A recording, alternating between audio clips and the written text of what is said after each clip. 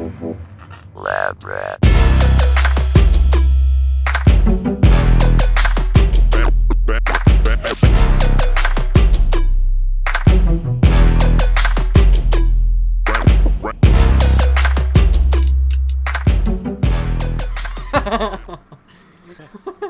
Alright, so today we're going to talk about a little story about Take-Two and a little issue they had with Rockstar modders. A lot of people are aware that about a week ago, Take-Two decided to take legal action against multiple online gaming mods, and slightly before that, they took down OpenLV, which is a Open Ivy. Yeah. They took down OpenIV, which is an open. So it was an open source modding thing. It started with Grand Theft Auto 4, I believe. And what they did is they just offered, a modding tool for single player use. Obviously, online play wasn't really that big with Grand Theft Auto 4. So it was very popular for single player use. And Rockstar didn't really have an issue with that. In fact, they actually advertised OpenIV a couple of times on some of their, forum posts and whatnot. Yeah. The community's been going on for like 10 years. It's a big thing. It's always been there. It's a very large community, Yeah. I know that, and I know that probably at this point a larger portion of it, since GTA has grown so much in the online community, is online modding. Especially since GTA 5. Oh yeah, GTA 5. That's where it really all started. With the online community, yeah. GTA 4, I can recall being harassed a lot in online mode, so I kind of strayed away from online mode. It was broken, dude. It was all Russians, all hackers. Yeah. Before the community really had online mods, it was all privately made Russian hacks. Is the way I see it, at least. Yeah, I agree with that. It sucked. It really sucked. Yeah. Never really got into GTA 4, but I like GTA 4. I just didn't do the online mode, Like, it was a great game in itself, and everyone knows and can probably agree that Rockstar has made some of the greatest video games in the past few days. What is all this exploding going on? Are you in the same server as me? Yeah, I'm pretty sure I am, and I just got exploded. Yeah, I just heard, like, a bunch of shots. Real explosions. Anywho, so what Take-Two did is they contacted OpenIV, and what they did is they told them that they wanted to stop all future production of their product. They wanted to stop all support of it, and if it was a paid-for thing, they wanted them to donate all the money they made from it to the charity of their choice. And at the beginning of this, everyone freaked out a little bit. It was a cease and desist, really. It was a cease and desist letter that multiple people got that were basically head members at modding companies. Mm-hmm. Willing to admit it or not. But yeah, and I mean, what the guy who created like Open 4 or something, I think his name was Good NDS or something. What he said is that he acknowledged that the mod could be used for things like this. He acknowledged that it would cause issues, but he said that he never intended the mod to be used this way. That was his defense. Yeah, and I don't think he has anything to worry about. You can take any game, and it's going to be manipulated by people who, are uninterested in the game at that point, more interested in the modding. Unlocking. Yeah, they want that developer feel and aspect, and they want it to be actually manipulating live players' games. Yeah. So it's always going to be there. I've always liked to say it this way. If there's a game, there's a hacker for it. They're always going to be there. They're not going to disappear. The modding community is not going to disappear. It's what It's what a lot of people even purchased the game for to begin with. Yeah, I agree with that. Yeah, and that kind of goes in to the next thing that we should talk about. The shit that we've actually been involved with. Yep. In terms of the online modding community. Now, Grand Theft Auto was a great game, but I was done playing it until I was reintroduced to the game in a form of modding. Yeah, you know, same here. I pretty much put it down for the good. I didn't have many hours on it even. It was just, you know, kind of got old for me. Everything was repetitive. You know? Yeah, it was about you're to... sitting there playing a game and you have no money, and if you want to get money, you have to pay 3 times the price of your game to just, you know, actually get shit you want. Yeah, Rockstar really... It just seemed really unreasonable and unfair. You know, they don't have you pay for their DLC, but they get you with in-game currency. You know, they treat it like it's real money, and I'm gonna defend Rockstar a little bit here. The in-game currency is not really controlled by Rockstar all that much. It is, but it isn't. Yeah. The publisher is the one that's going to be on Rockstar's ass about getting money. Now, obviously, Rockstar wants to make money, but they aren't going to, you know, put their game in danger to make sure that they're getting the most money out of it. And this kind of goes into the hacks that we started using, because a lot of these hacks that were out at this time allowed a player to inject money into their account, which would normally be paid for towards Rockstar, and it's an insane amount. Do you remember how much? I think you bought one once, didn't you? Yeah, you know, I probably spent over $150 on shark cards in my whole life playing GTA 5. Not my whole life playing GTA 5, but in my whole time playing GTA 5, I've spent over $150, and it really got me nowhere. You know, you buy the things you want, and then it's like, okay, I want to buy this, and you're just all of a sudden you have no more money, and you know, it's all the people saying, oh, you know, you just have to play more and you have to do missions and all that stuff. It's like, you know, I have a job. You know, I can't be sitting here for 8 hours a day playing a video game and making money in the game when I could be making money in real life. You know, yeah, exactly. It makes the game more enjoyable. No one's gonna pay a premium for that after a certain point. Some people still do, you know, and that's nothing wrong with that. Good for them for supporting Rockstar and the amazing game they did make. You know. It is amazing. It's not for everybody. Not everyone can afford to pay $100 for $8 million in game currency. It's just unrealistic. Yeah, it is unrealistic, and $8 million really doesn't go a long way at all. It doesn't. You know, that's like it really. You can buy a yacht, which is useless. You can buy a high-rise apartment with like most features, but. Realistically, I mean, Rockstar's out there for the money. That's no. There's no denying that. You know, they obviously made this game the way it is. You know, because they believed in it. And honestly, look, Rockstar is a good developer. I'm not trying to put the blame on them. The blame really more goes on Take-Two, in terms of this whole modding community getting shut down and all that shit. Rockstar didn't want that. Yeah. But. Definitely. It's just, I don't know. It's just, you know, they're still there for the money. You know, it's a 50-50 split. They're okay with a creative community. They're okay with people using mods. They're okay with them, obviously, purchasing their game just so they can use these mods. It makes the game better.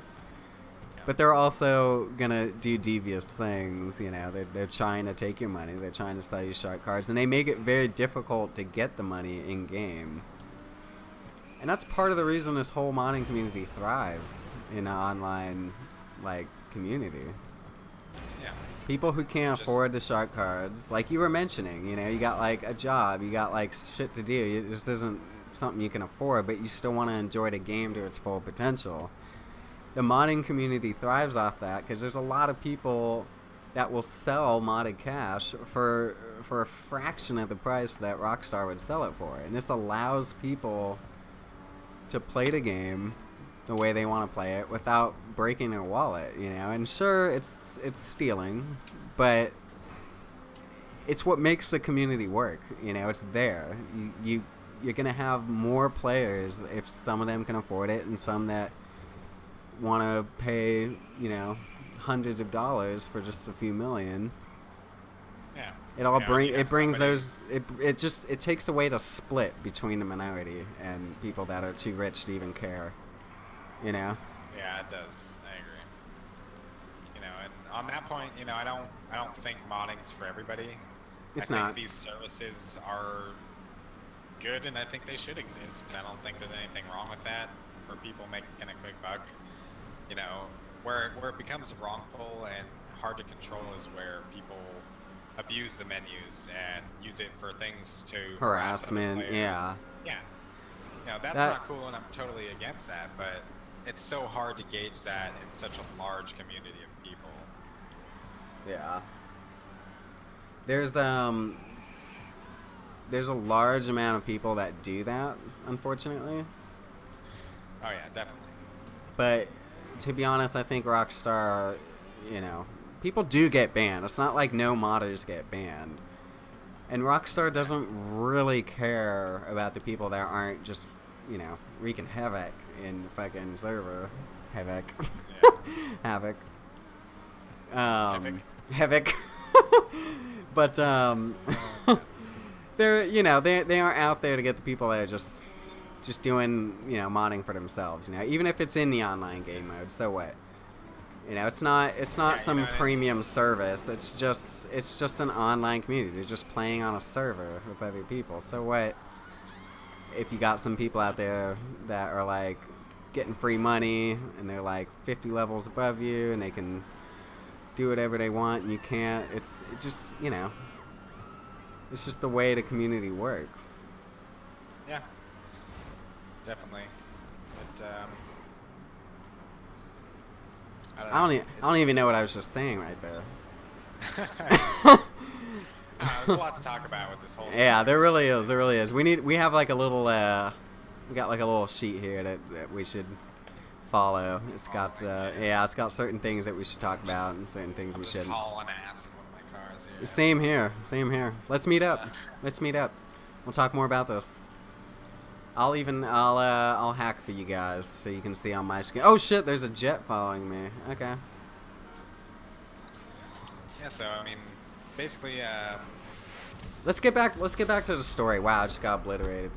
Let's get back to what actually happened between Rockstar and the modding community and what the fuck went down, because between Take-Two and yep. yeah, Take-Two. Rockstar, honestly, they might be the good guys in this situation. In fact, They definitely are the good guys in this yeah, situation. They're the ones, you know, who who brought back open, you know, because they saw that their community was it was breaking up. Yeah, it was breaking up. And it really was. to touch up on what you're just saying, so from what I perceived, everyone in this modding community, and we were a part of it. We were using, you guys might know it, the Force Hacks subscription service, and it was probably one of the best hacks, you know, out at the time of this whole thing. And Definitely. we were using that. And wait, what was I talking about? You're explaining basically what happened when we were using our Force Hacks menu service. Right. Everyone that was a part of like Force Hacks and like other menus, even competing menus, they all got together when this thing happened. When they heard about OpenIV getting shut down, they heard about Take-Two sending a bunch of cease and desist letters to like all these modding communities. They like bombarded the Steam store page for GTA 5. And I think within 3 days there was like 50,000+ overwhelmingly negative reviews. Yeah. I think I'm one of them, you know? yeah, and that, you know, that's something that Rockstar saw and said, "Holy shit, that's a lot. That's saying something." And on top of that, all these people that did the similar thing, they started a petition in which I think you actually signed up for. We both did, actually. Oh yeah. Change.org. Change.org. It was a petition to have Take-Two back off on their cease and desist towards OpenIV and the general modding community, for that matter. Yeah. And last time I checked, that petition was up to 75,000. yeah, in fact, You know? I think it is at like 75 or 77,000 right now. I checked it earlier today. But that's insane. You know, it's insane to see so many people that were once, you know, competing against each other, whether it be just destroying each other in a server because you got different hacks, or bashing each other on Reddit or you know, Discord channels. They all came together at that time, and they said, look, we're all a modding community, we're all one similar group, and we need to group up to fight against this. And it worked. You know, I've never really won, yeah, you know? we won. And that actually goes into the next thing that we wanted to talk about. So, as a result of all of this, Rockstar felt pretty bad. They felt like they were getting fucked in the ass, honestly. Yep. I'm just gonna say it. Better. Yeah. And they reached out to Take-Two, you know, and they said, hey, look, we're losing stocks. There's people pulling stocks out as a result of this. They said, hey, we got 50,000+ overwhelmingly negative reviews on our Steam store page now in the past 3 days alone. All this shit, including, you know, the petition and all that shit. And they reached out to Take-Two and they said, look, we can't do this. You're fucking with our shit. We had a community that worked, regardless of the negatives or positives of either side. It worked. And they said, everyone's getting fucked over for this. Everyone's unhappy, and we need you guys to stop sending cease and desist letters. And Take-Two actually responded. They came to an agreement and said, that's it. Yeah, we'll stop. We're done. Fine. However, the only catch is they explained that was for the single player modding community only. They did. Not for online modding. However, that just makes me question, was that just kind of an open-ended threat that they're not going to enforce it? Or is it just kind of like, you know, a forewarning of, okay, there's a lot more cease and desist letters coming if I see any open online sources that people are paying for modding, you know? It could get worse for online modders, or it could get better. It really could go in any direction. It really could. And which, unfortunately, it's the largest part of the community. You know, I'd have to say at least 85% of the community is online modding, maybe in tandem with single player modding, but I'm pretty sure most people it's definitely are for the online modding. Yeah, and that goes into it. I personally think that Rockstar knows this. I think they know that the majority of the modders that they were backing up in that request was online modders. They know it. There's no way that they think a majority of it is single player modding. Yeah, definitely. You know, people buy the game for this shit, you know, and they know that. So, in my opinion, I think Rockstar was technically defending online modders, and I think they're gonna let it slide. I think and I just did a fat ass drift when I said slide. I think they're gonna Rockstar's a good guy in this situation. It's so ironic, you know, Cockstar, whatever we wanted to call it.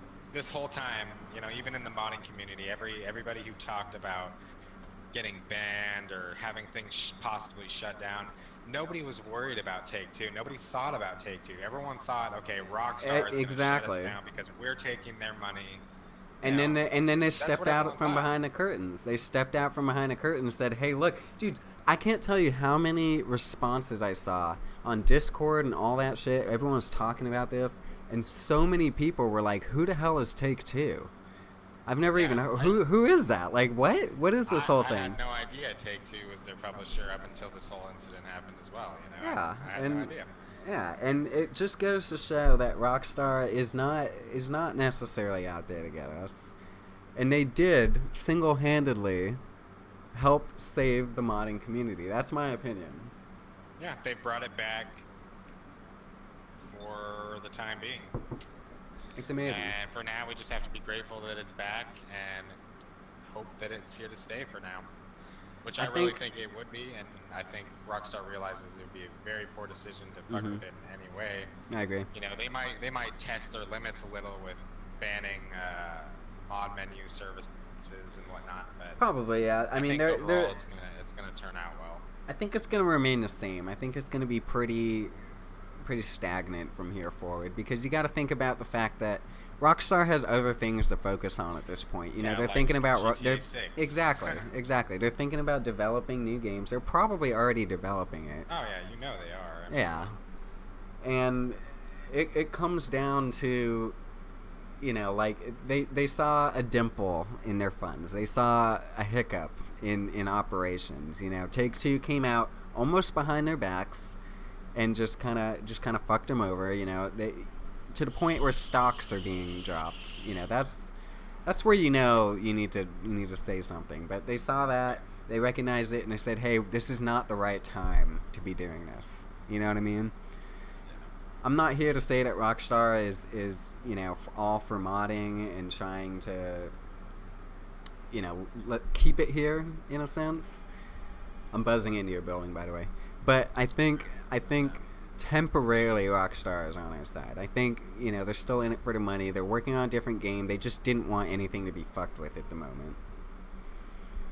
If people get pissed at Rockstar, if people get pissed at the game in general, they're gonna lose sales for GTA 6, no doubt. That's just how it works. You know, no matter how bad someone wants to play the game, they're gonna have this fundamental sense of Rockstar sucks. They fucked me over, and 150 other thousand modders. And it's just not gonna be something that they're willing to do. They're not gonna be willing to give money to it. Yeah, I mean, the way I look at it, they're gonna ruin their entire online community, and people are gonna buy the game for single player only. They will, and I'm not gonna lie. Most people won't buy the game for that price tag. Yeah. You know. Are you out here? I'm in your garage still. Oh, I just got on a motorcycle. Oh, okay. But yeah, we'll do another video on how we think about like premium content and what a lot of developers and publishers are doing now with that. Yeah. But for now, we can conclude here that Rockstar might have single-handedly saved the modding community in this sense, you know, this time around. But don't place your bets on them forever, you know. They're still there for the money, you know. But yeah. let's just say the big enjoy the small victory we have right now. Exactly. And see how much leash they give us, because you know it could turn out that there's, you know, no punishments for modding here on out. Could mean that, you know, twice as bad for people who are running services, you know, because they're actually handling money from GTA players. We'll see. We'll see if what happens. We gotta see how much slack's in the line, you know. Yep. Whoa! Holy shit! But yeah, we're gonna. I'm gonna steal your bike. Yeah. Oh! Is this how you want to play? Remember, I got this menu. Yeah, I know what you got. Yeah. By the way, guys, subscribe, follow, wherever this video is. Do the thing down below. Definitely subscribe and follow. We're gonna have some follow-up stuff about the whole situation going on. We're gonna following it. Any new news about here. We're also gonna have a couple of videos about the premium content ethic that developers are taking on these days. So, anywho, subscribe, check it out. Check out Wrathshot Gaming on YouTube if you're watching on Chew It Up, and check out Chew It Up if you're watching on Wrathshot Gaming. Peace out. There you go. Have a good night.